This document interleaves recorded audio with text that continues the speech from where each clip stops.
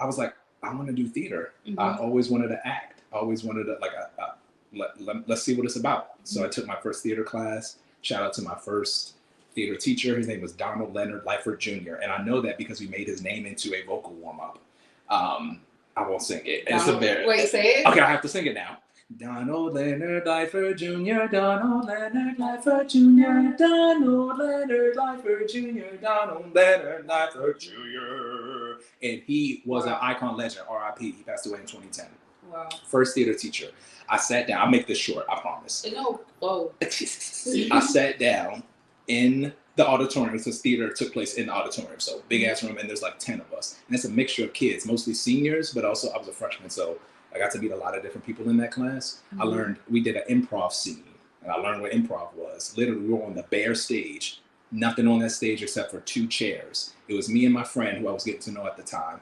And they gave us a scene, like where the scene takes place, like an environment, and then our relationship. So it started from there, and then everything else we had to make up. So it was her name was Jessica. So I sat next to Jessica, and we were on a date at the movie theater. Mm-hmm. I do this gesture. I'm gonna use this, Okay. but I was miming it.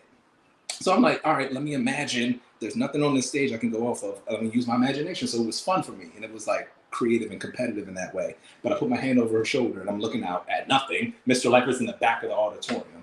So I do this small little gesture where I like mime that I'm about to drink a soda, and I make it really dramatic. I go like this. Mr. Lyford. Now imagine a big white man. Big.